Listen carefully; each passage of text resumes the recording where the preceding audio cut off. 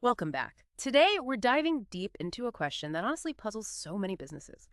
Why do companies pour massive investments into technology, yet, well, often fail to really get the full value back from it?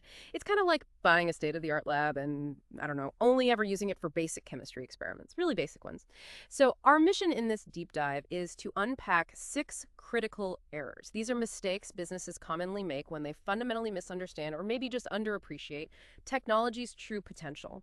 We've got a foundational document here that analyzes this widespread misconceptions, and it offers a really strategic perspective. We're basically setting the stage for you to understand technology not just as a tool, but as a strategic engine for growth, for innovation, and competitive advantage. So let's get into these insights. Yeah, it's a really prevalent issue and a costly one. Organizations are definitely spending fortunes, but the return on that investment, it often falls short. And it's precisely because their grasp of technology's strategic role is, well, in many cases, just incomplete.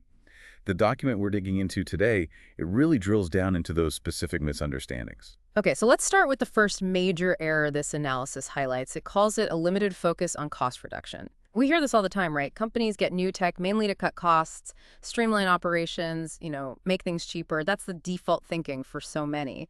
And that's exactly where the myopic view, as the document calls it, really limits the potential. I mean, look, cost reduction and operational efficiency, they're absolutely crucial benefits. Nobody's denying that. But focusing only on them, that ignores technology's huge capacity to, say, generate entirely new revenue streams, or significantly enhance the customer experience, or even, facilitate the development of disruptive business models. Think about a company that brings in AI for automated customer service, just to save costs. But they never consider how that same AI could analyze all those customer queries to spot unmet needs that could lead to totally new product lines. Technology shouldn't just make operations cheaper, it really should make them smarter and open doors to new profitability.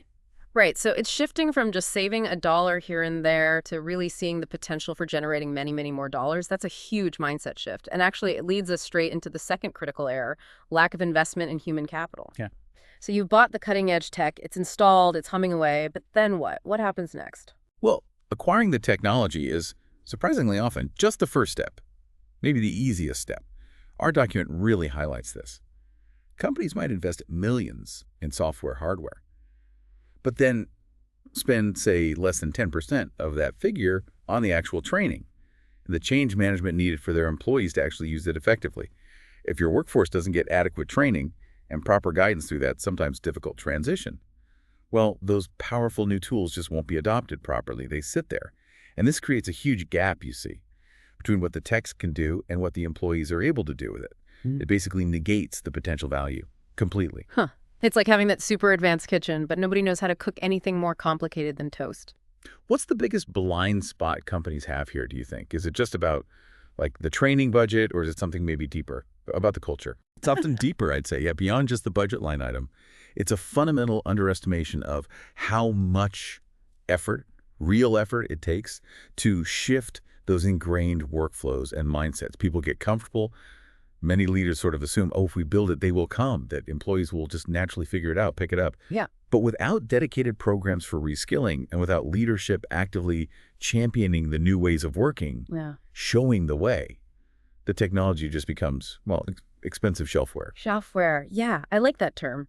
And speaking of things that get overlooked when everyone's rushing for the new tech, our third critical error touches on something that can completely derail any tech advantage. Yeah. Underestimation of cybersecurity risks.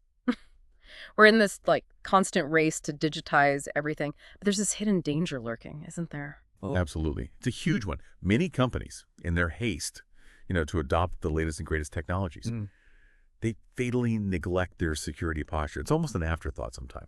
They get so focused on the new features, the promised efficiencies, that they just don't adequately strengthen their cyber defenses.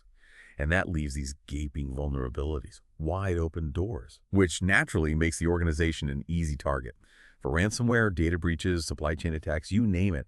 And the consequences, they're severe. We're talking massive financial losses, sometimes irreparable damage to reputation, a total loss of customer trust, all the value that technology might have generated, poof, erased in an instant. Sometimes it even results in heavy regulatory fines or prolonged operational shutdowns. It can cripple a business. Cybersecurity simply must be a strategic pillar. It needs to be integrated right from the outset, not just, a secondary concern tacked on at the end. That's such a critical distinction. Baked in, not bolted on. I think that's the key phrase. Okay, now on to error number 4. Failure to leverage data value. Modern tech, it just generates this incredible, almost unfathomable amount of data. It's everywhere. Every click, every transaction, every interaction online or offline. Yeah, it's a flood. And here's the problem our analysis points out. Most companies still perceive this vast sea of data as just a byproduct, something that happens as a result of their operations, rather than seeing it as a core strategic asset in itself. And the missed opportunity there is just enormous. The inability, or maybe unwillingness, to analyze this data with powerful tools like AI, which can sift through mountains of unstructured information like text or images, and predictive analytics, which helps you foresee future trends based on past patterns. Well, not using those means missing out on incredibly valuable insights. Just imagine, say, a major e-commerce platform. By truly digging into its data, it might discover that customers who bought product A and read certain blog posts were like 50% more likely to buy product B within a week. That's a huge revenue opportunity just sitting there untapped, invisible without the analysis. The document puts it very starkly. Without a data culture, technology is effectively just a black box. You don't know what's happening inside or what it means. Wow, a black box. Here's where it gets really interesting for me. Just think, how many companies out there are literally sitting on a gold mine of data they're not even bothering to dig into? That's just mind-boggling when you think about the competitive edge they're just leaving on the table. It's potentially massive. Okay, next up, error number 5, and I think, many of us listening have probably seen this happen. Technology adoption without a clear business purpose. It's that classic shiny new object syndrome, isn't it? Oh, absolutely. This error is alarmingly rampant. You see it all the time. Companies often invest in trendy, emerging technologies, things like, the metaverse, generative AI, maybe blockchain, often simply because they're afraid of falling behind the competition, or maybe they just want to appear innovative to the market or investors. But the critique of this approach is pretty sharp. This technology for technology's sake mentality, it frequently lacks a clear strategy, or even just a specific business problem that it's supposed to solve. And the result, well, you get costly projects that don't generate any tangible return on investment, or they fail to integrate properly into the core operations, or they simply don't address any real organizational needs. It's just .tech for show. It really makes you ask that crucial question. What's the actual problem you're trying to solve before you go picking the tech? Start with the why. Right. So it's not about what the tech can do in theory, but what it needs to do for your specific business challenges. It really is about starting with the problem, not the flashy product. Makes perfect sense. And finally, error number 6, ignoring user experience or UX. This is all about how intuitive and easy a system or a product is for actual people to use. And we've all been there, haven't we? Something is supposedly super powerful, groundbreaking, but it's so frustrating and complicated to use, you just give up. Exactly. And that's the point. A technology can be functional, powerful on paper, kick all the boxes. But if it's complex, difficult to navigate, or just not intuitive for the end user, its adoption is going to be minimal, even if you mandate it, or even if it's free. User experience, UX, it's absolutely a critical factor for the success of any technological implementation. Full stop. If the interface isn't user-friendly, if it's confusing or clunky, then both your employees and your customers will actively resist using the tool. They'll find workarounds. And this doesn't just limit its potential value. It actually creates widespread frustration instead of value. It makes the whole investment kind of pointless. Honestly, the best tech in the world is pretty useless if nobody actually wants to interact with it. Okay, so what does this all mean for you, our listener? We've walked through these 6 critical errors: focusing only on cost, forgetting your people, neglecting security, failing to use your data, buying tech without a clear why, and making it a pain to use. What's the bigger picture takeaway here? How do we connect these dots? Well, the bigger picture, as our source material really synthesizes it, is that the true potential of technology, it doesn't actually reside in the tool itself. Not really. It lies in its strategic integration, how it works together with your people, your processes, and crucially, your data. So the core conclusion really is that you need a holistic view of technology, seeing it as a facilitator of innovation, of new possibilities, not just a way to cut costs. That's fundamental, absolutely fundamental for competing and, frankly, prospering in today's market. And our analysis also lays out some key challenges, but if you address them, they become the clear pathways to actually overcoming these common errors. First, there's the mindset shift. This directly tackles that first error, the limited focus on cost reduction. It's about truly seeing technology as a strategic investment for growth, for finding new opportunities, not just, an expense line on a spreadsheet. Right, changing that fundamental perspective. Exactly. Second, a continuous training. This goes right at the lack of investment in human capital.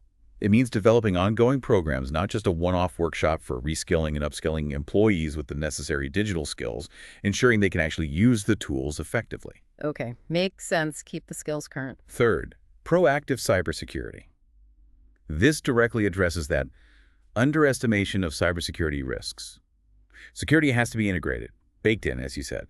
A key component right from the design phase of any tech solution, not treated as an afterthought or a patch later on. Non-negotiable. Fourth, building a robust data culture. This is absolutely key to fixing that failure to leverage data value. It means fostering an organizational culture where decision-making is genuinely based on rigorous data analysis, rather than just intuition, gut feelings, or, how we've always done it. Data-driven decisions, not just data collection. Precisely. And finally, fifth, maintaining a strategic focus. This directly combats that technology adoption without a clear business purpose, or the shiny object syndrome.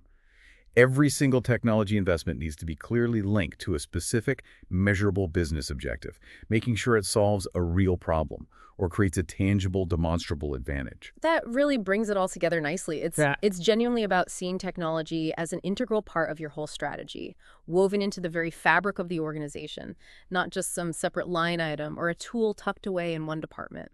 So, as we wrap up this deep dive, here's something provocative for you to think about.